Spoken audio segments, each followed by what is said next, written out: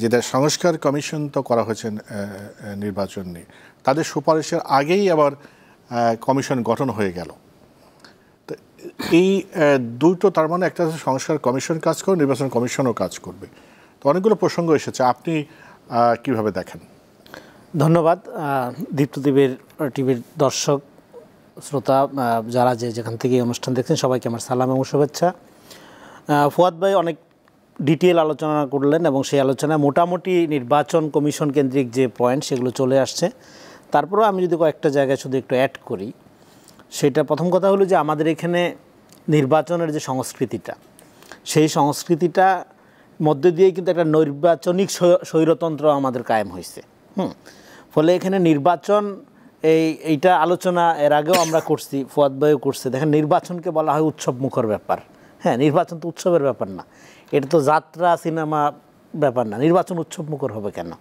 এটা একটা নাগরিক অধিকার প্রয়োগের এমন একটা সিরিয়াস ব্যাপার যার মধ্য দিয়ে ক্ষমতায় কে আসবে এবং কে যাবে সেটা ডিসাইড হচ্ছে। সিরিয়াস এক্সারসাইজ, এটা সিরিয়াস এক্সারসাইজ, সিরিয়াস বিজনেস। সেটাকে আপনি উৎসব আনন্দমুখর পরিবেশে ইলেকশন, মিডিয়াও দেখবেন যে আনন্দ প্রচারের জন্য মানে অ্যাজ ইভ এটা যাত্রা দলের খবর প্রচার করতেছে এরকম। আমি এইবার আমেরিকার ইলেকশন সময় আমেরিকাতে ছিলাম, নিউ ইয়র্কে ছিলাম। তো সৌভাগ্যক্রমে আমি ইলেকশন দেখছি। তো ওইখানে লোকাল মিডিয়ার লোকজন আমাকে জিজ্ঞেস করতেছিল কেমন ইলেকশন দেখতেছেন। তো আমি বললাম যে এটা কি ইলেকশন, এত বড় দেশ, এত বড় ইলেকশন, কোনো লাশ নাই, কোনো মার্ডার নাই, কোনো রক্তারক্তি নেই, এটা কোনো ইলেকশন? ইলেকশন বলে তার মানে কি? আমি যে দেশ থেকে আসছি আমাদের এখানে ইলেকশন মানেই হইলো লাশ পড়বে। বাংলাদেশের ইতিহাসে একটা ইলেকশন আপনি বলতে পারবেন যে একটা লাশ পড়ে নেই? একটা ইলেকশনও বলতে পারবেন না। জাতীয় ইলেকশন তো বটেই, লোকাল নর্মাল মেম্বার চেয়ারম্যান ইলেকশনও হানাহানির ঘটনা ঘটে, প্রাণনাশ না হইলেও হানাহানির ঘটনা ঘটে। তার মানে ডেমোক্রেটিক প্র্যাকটিস এবং ইলেকশন এই দুইটার মধ্যে সম্পর্কের ক্ষেত্রে আমাদের একটা বড় ফারাক বা ঘাটতি রয়ে গেছে। সেটার যে ইঙ্গিতটা ফুয়াদ ভাই দিলেন যে আমরা ভোটারকে যেরকম সংখ্যায় আকারে আপনারা চিহ্নিত করি বা দেখি, ফলে ভোটার কেনা বেচা বা ভোটারকে নিজের দিকে নেওয়ার যে প্রবণতা, সেটার মধ্য দিয়ে কিন্তু অনেক সময় আপনার সঠিক জনপ্রতিনিধি নির্বাচিত হবে না বা হয় না। তো আমি সংস্কারের ইয়াতে আসবো পরে, কিন্তু আগে হলো আমাদের এখানে ভোটার থেকে নাগরিক হওয়া।